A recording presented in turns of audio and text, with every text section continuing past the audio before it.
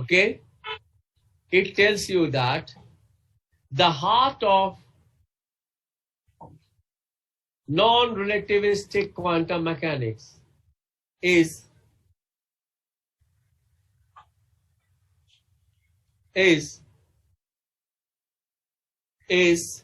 time dependent Schrödinger equation.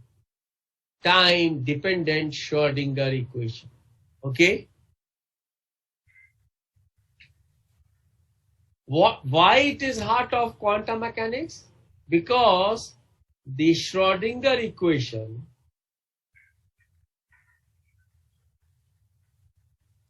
describes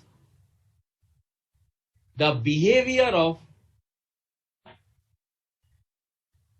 a wave function in space and time.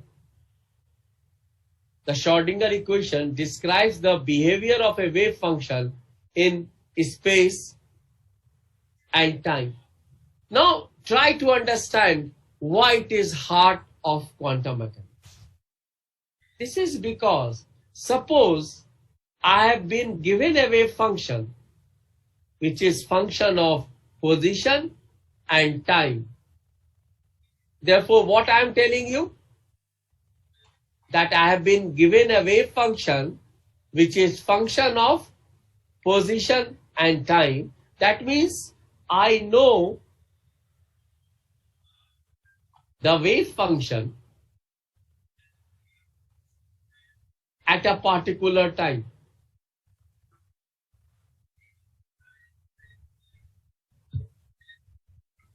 Okay, then its development in time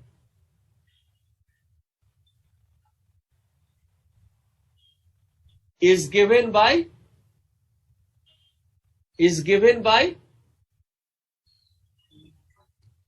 Schrödinger equation. इसके मानी क्या है, इसको समझ लीजिएगा. Is given by Schrödinger equation. Suppose I know the wave function at a particular instant of time t, and a particle is propagating in space. Okay. Now, at a particular point t, I know the probability of finding out the particle at some point of a space, in space and time. Now, if it is propagating in space, then what the particle after time t1 can be here, or can be here, or can be here, or can be here, or can be here. Then after time 2, it can be here, it can be here, it can be here, anywhere. Okay. Then Schrödinger equation tells you that give me a wave function which is known at any particular instant of time, whether that time is t1, or that time is t, or that time is t2, or that time t time is t4. Then what I will do?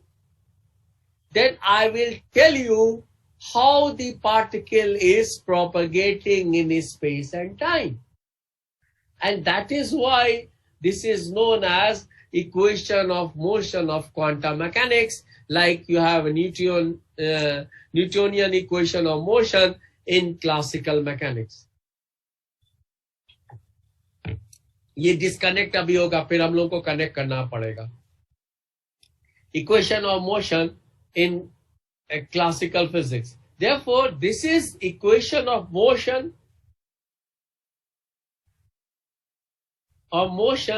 in quantum mechanics. A wave function at a particular point of time, then I will be able to tell you the position, momentum, angular momentum, and all that at any other point of time in space. Okay, that means it gives you how the particle is propagating in space, how the particle is moving in space. And that is why each time you are not required to solve the Schrödinger equation. Once you know it, and that is why we fight for getting a particular solution of the wave function, and once we have that, with the help of Schrodinger equation, we will be able to obtain psi for any other point of and time in a space. And that equation of motion is given by h psi rt is equal to IH cross delta psi rt by delta. Okay, where what is H? Is the Hamiltonian operator. H is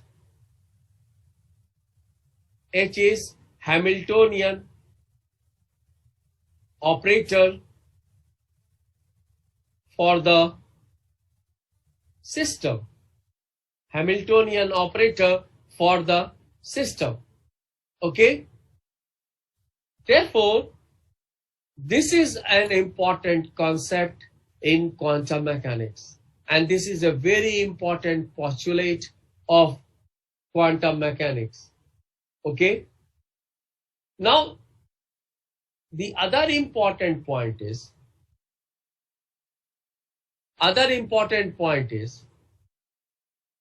that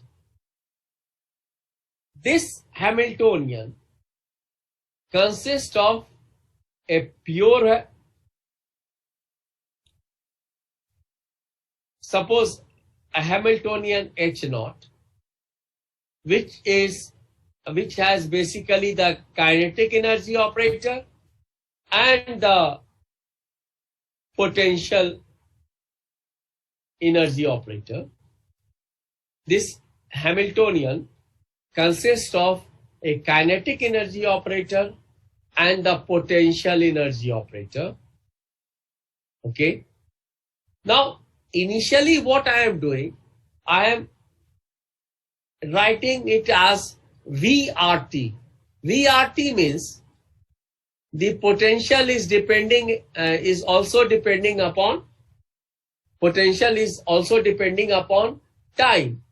Not only that, V is function of RT. R means this will be radial dependence, there will be zenith dependence, there will be azimuthal dependence, as well as there will be time dependence.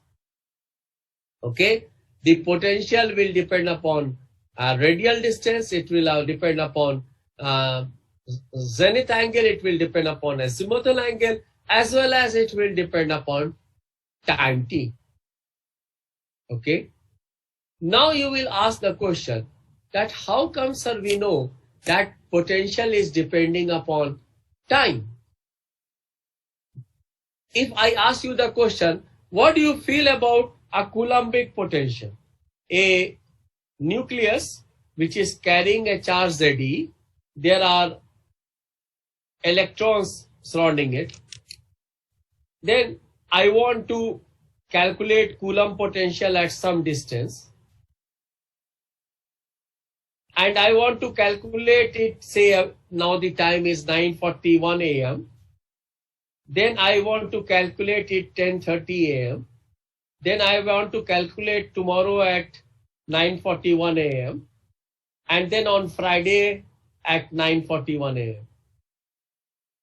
Now, if you have been given an atom or a nucleus which is stable, and I have asked you the question that calculate the potential at this point, where the answer will differ. On Monday or Tuesday, it will be same. It will be the same. That means what you will say, that the potential is independent of time, number one. Number two, it only depends upon the radial distance between the point O and the point P. It does not depend upon theta. It does not depend upon phi. It has no dependence on time t. Now, if I ask you the question, what happens when you consider, and that is why you define the Coulombic potential as 1/4 pi epsilon naught Q naught by R. Okay? And the force is 1 over R square. If the same question I ask you regarding gravitational force, then what will be the potential?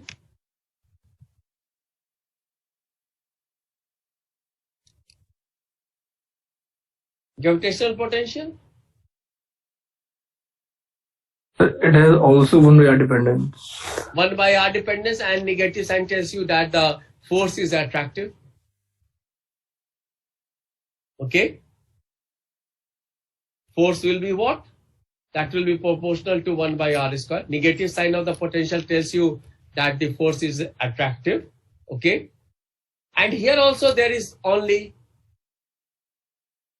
R dependence. Similarly, if I talk about a nucleus which is completely spherical in shape,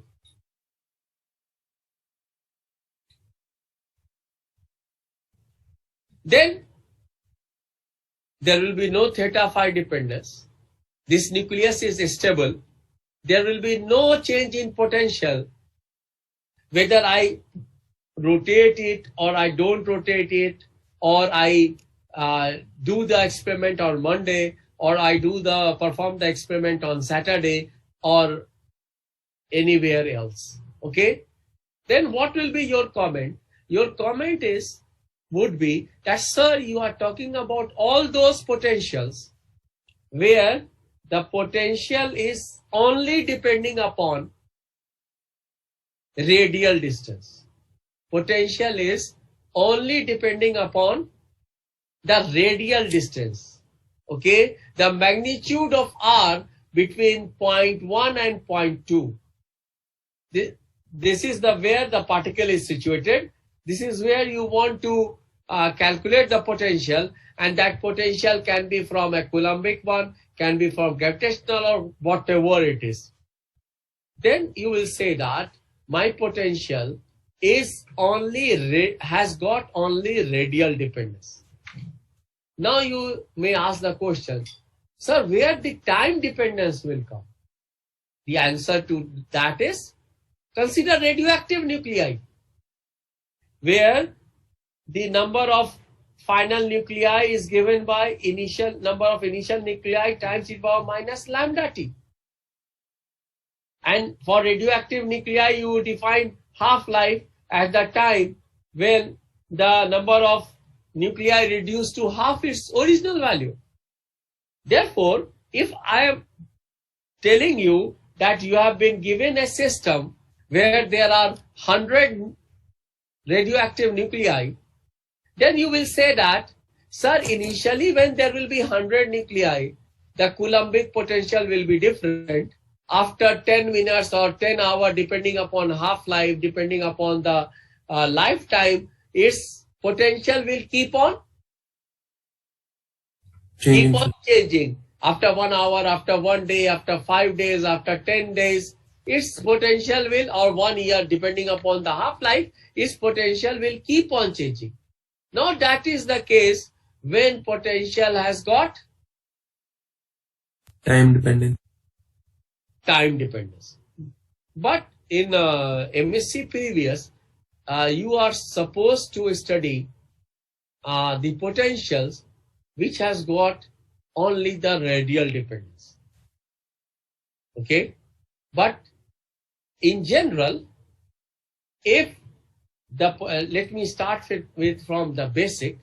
If the potential has only R dependence, there is no time dependence. That means the formalism which you are developing won't be valid for radioactive alpha decay, or won't be valid for lasers, where you have stimulated emission, where you have spontaneous emission, where you have stimulated absorption, or spontaneous emission, something like that. Therefore, in lasers, you can have spontaneous emission, you can have stimulated emission, you can have absorption, and all that. Then that means what will happen? In a definite state, the number of particles will change. And when the particles are changing, then that means there is a change with respect to time. And when there is a change with respect to time, what you will say? That my potential is not time dependent. But for all practical purposes in MSc previous, your potential will not only be time dependent, but also it will be theta phi independent. That means it will only depend upon the radial distance r. I will come to that. But before that, what I am telling you, that if the wave function, if the potential is only depending upon r and not on t, then you can separate your psi rt into two parts. One, you call it as phi of r, and the other you can call it as chi of time. Okay, phi of r and chi of time. And this is what you call in mathematics method of separation of variables. And what you will get when you will put this expression in equation of motion, then you will get two expressions. One that will depend upon r only, which will contain potential term, and the other which will depend solely on, therefore one expression that you will get, it will be minus h square by twice m del square psi r plus vr psi r is equal to e psi r. And the other equation that you will get is at purely in time, where there will be no r dependence, and the solution that is generally written in all the books for the time part is IET by x cross. Therefore, the full I will have e power minus IET by x cross. But your teacher does not talk about this chi t in the solution of a problem. This is because when a star RT operator psi RT, here you are separating it into two parts, and time part chi star will be power plus IET by h cross, and chi t chi star t will give you 1, and that means your solution will become purely time independent. Your solution will become purely time independent. And that is why your teacher never talks about solution where there is e power minus IET by h cross, because he has in mind that ultimately we will take psi star psi, and therefore this chi star t chi t will cancel out. Now this expression that you know by the name time independent Schrodinger equation. This equation you know by the name time independent Schrodinger equation. Here the potential is independent of time. That is why you have applied the method of separation of variables and separated into two parts, and then finally you have connected them. But what you have realized that the time part is not going or is hardly going to play any role. It is only the space part which is going to play any role. Then the other problem which I have told you, that in general V is function of R, but all the time that I will talk about is V which is function of only the radial coordinate. It will not take into account the zenith angle and the azimuthal angle. Okay? Therefore, what I am telling you, that in principle this VR is VR theta phi. Okay? The potential has no theta dependence or phi dependence. For example, if I am talking about a square wave potential, I am talking about a harmonic oscillator potential, I am talking about some other potential. Now, this square wave potential is simply a potential of finite depth. This is a potential which has of the form half k r square. Or you have a potential something like e power minus alpha r. This you will call it as an exponential potential. You can have a potential like e power minus beta r square. This is a Gaussian potential. This is an exponential potential. This is a harmonic oscillator potential. This is a square wave potential. Now, in nuclear physics and particle physics, you will come across such type of potentials. Even in atomic physics, molecular physics, most of the atomic and molecular physicists, they use harmonic oscillator potentials. Harmonic oscillator potentials are applied to the cases where there is a slight deviation from equilibrium position. It is something like a simple pendulum's oscillation where the oscillation angle is very small. Slight deviation from equilibrium positions for all atoms and molecules, you apply harmonic oscillator potential. Therefore, for physicists, most of the time, it is the harmonic oscillator potential which solves almost 80% of the problems. In atomic spectroscopy, molecular spectroscopy, in particle physics, nuclear physics, and many other places. And that is why in your syllabi, whether it is in classical mechanics or quantum mechanics, in BSc or MSc, you have been taught so many times harmonic oscillator potential. Now, all these potentials we talk about, they are function of. Please repeat the reason for using harmonic. See, I'm telling you that harmonic oscillator potential is being used because it has got many applications where there is slight oscillation from the equilibrium position of a system where the deviation is small, that molecular vibration, that atomic vibration, or many other places. Okay? See, actually the point is, nobody can see a potential inside a system because there is no microscope which can tells you that if you look at the system, whether it is atomic system or molecular system or any other system, you will be able to see what type of potential exists.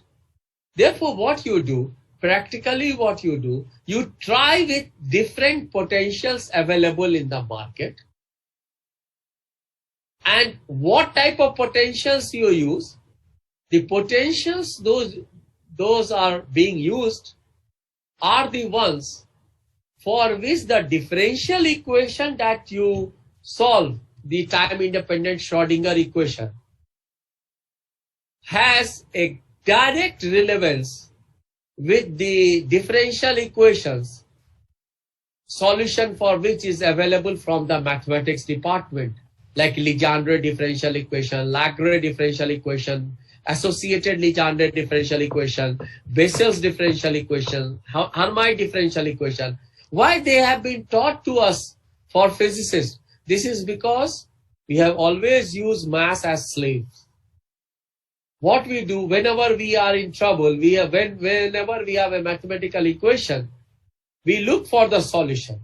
And where we will find the solution? We will find the solution from mathematics department.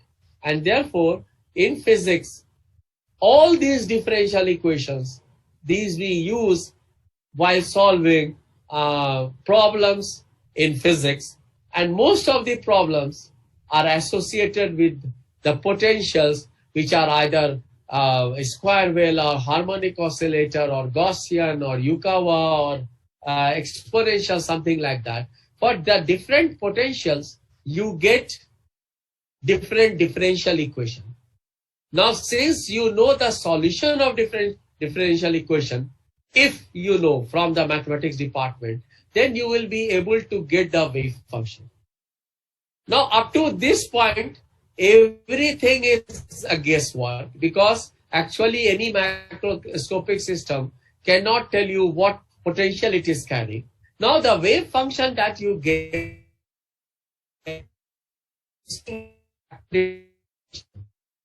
you apply it to get the observable momentum of the system, energy of the system, position of the system, angular momentum of the system, and so on. Now the potential which gives such property of the system very close to the experimental observed value, you say that the potential that exists in a hydrogen atom is this kind of potential. The potential that exists in nuclear physics is this type of potential. This is how you infer from the solution of the Schrodinger equation using different potentials. Therefore, in general, there are 5-6 potentials in the market for which you have the exact solution, and using those solutions, you obtain the wave function. Using the observables, you compare it with the experimental values, and there you get a result that resembles very closely to the experimental observed value. You say that my potential of this system resembles with a harmonic oscillator potential or a Gaussian potential or a square wave potential or a Yugawa potential or so on. Okay? What I have told you that this is the heart of quantum mechanics, and this describes what it does. It describes the behavior of the function in space and time. In space and time. That means at a given point of time, if you have been given the wave function, then you can predict its futuristic behavior. Okay, that means if you know the wave function at some psi xt, then you will be able to calculate it for some other time or some other position and so on. Okay, and that is why this is known as equation of mechanics. Then what I have told you that the evolution equation, that is time dependent Schrodinger equation, is given by this expression.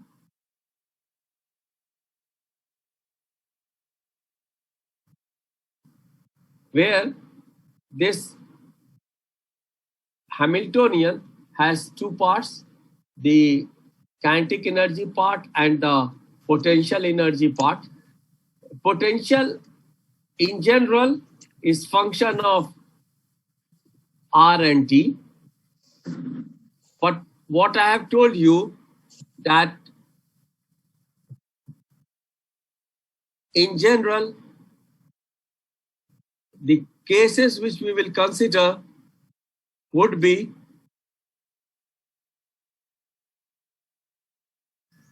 Time independent.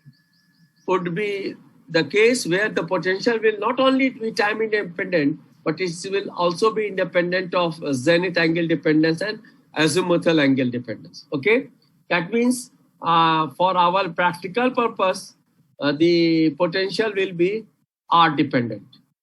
Okay. Now the important point which I had discussed yesterday was that time dependent potential would be the case like alpha particle decay, beta particle decay, or any other place where the potential changes with time, potential is not independent of time, then potential will be function of t. But what about theta and phi?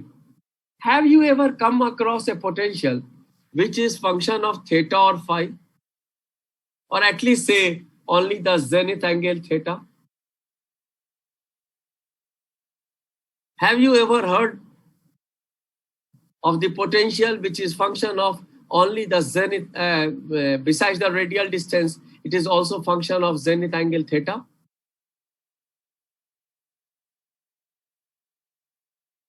You have come across the problem, but you have not realized that here the potential is theta dependent. See, when I am talking about a nucleus which is spherical in shape, then we have only the radial dependence. Okay, but and if the nucleus is of prolate shape and or oblate shape, then what we tell? We tell that the nucleus has got a finite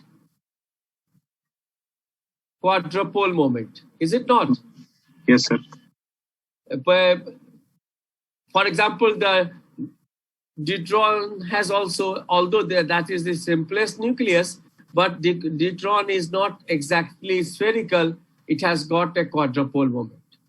Quadrupole moment means that there is a deviation from sphericity. Is it not? Yes, sir. There is a there is a deviation from sphericity, and when there is a deviation from sphericity, then that means there is a rotation involved, and rotation can only be brought with the help of a torque. Okay, rotation can only be brought when, for example, how do you explain the quadrupole moment of deuteron? Do you remember that?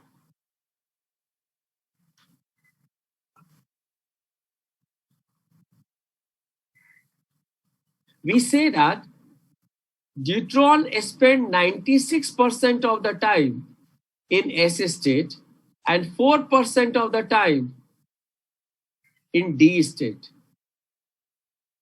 96% of the time in S state and 4% of the time in D state. The wave function for the deuteron that is written is psi alpha s plus beta psi d. There is an admixture of higher state.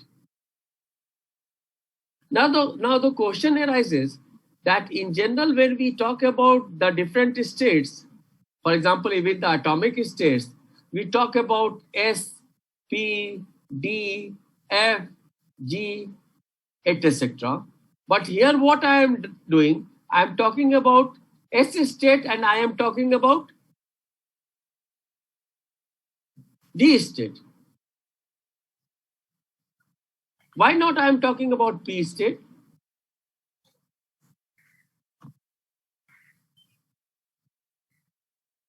See, S state will correspond to L equal to 0.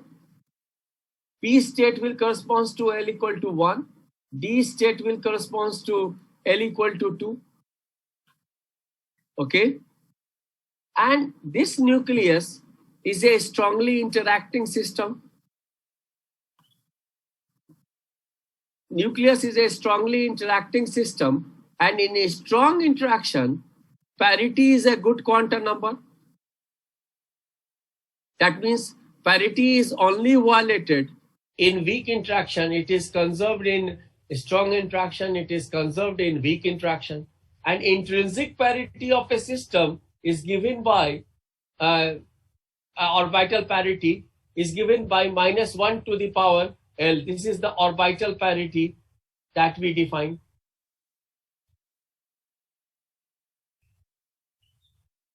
See, this is a net question and try to understand this. Or even in interviews, often these are asked. See here, orbital parity is defined as minus 1 to the power L. Now, for L equal to 0, this will be even parity. For L equal to 1, this will be odd parity.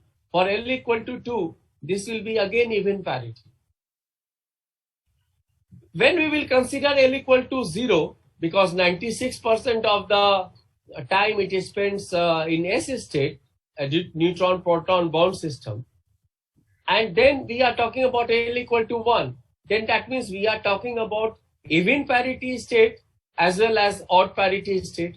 That means a system which sometimes exists in even parity state and sometimes that exists in odd parity state. That means we are doing violation of parity. Both the parities are allowed, and this cannot be true in the strong interaction. Therefore, in the a strong interaction, we consider only on those states which have got the same parity. If it is S, then it has to be D, then it has to be G, and so on. Or if it is P, then for a strong and electromagnetic interaction, the next choice could be F, because F has L equal to 3. Therefore, what you are talking about, you are talking about a change in angular momentum. You are talking about a change in angular momentum. And as we know that force is associated with a change in linear momentum, and torque is associated with a change in angular momentum.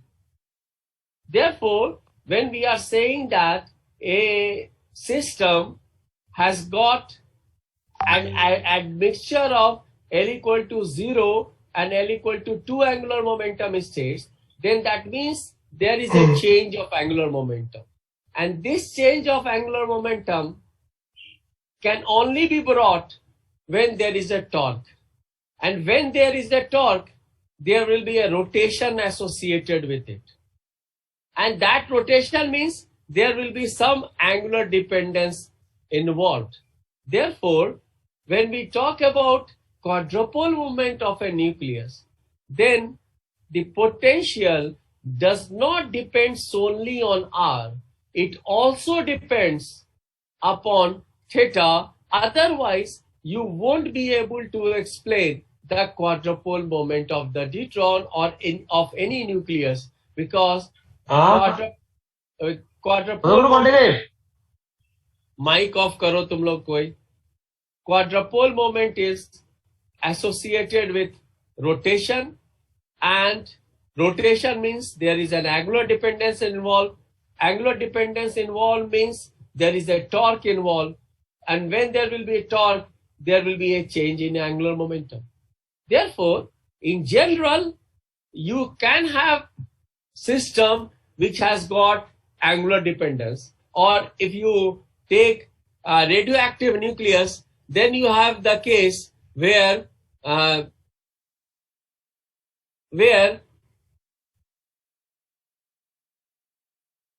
the charge of the nucleus changes with time, and that means the potential is time dependent.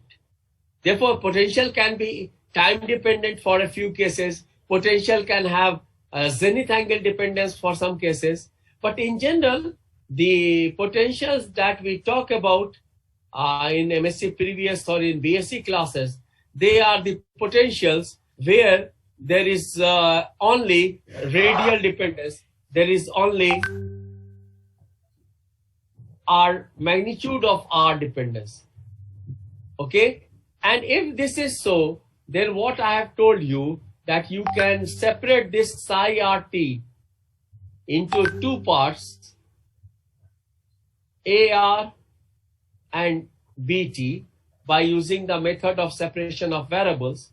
Then you will get, using this Schrodinger equation, two equations, one that will be independent of time,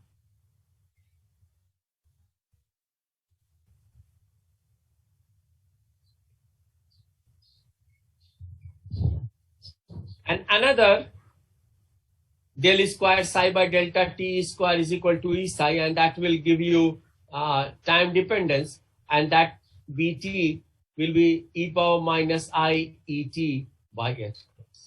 This will be the, and here the solution will, I should write it psi r in principle, because generally we don't write AR, we write it as psi r. Therefore, I have written it here psi r, but you may write it as AR also, AR here, and AR here. And then this expression is known as time independent Schrodinger equation. But once you have the solution for time independent Schrodinger equation, when you will multiply by this guy, then only you will get the we call as the wave function, which has got R dependence as well as which has got time dependence. Is it clear? Yes, sir.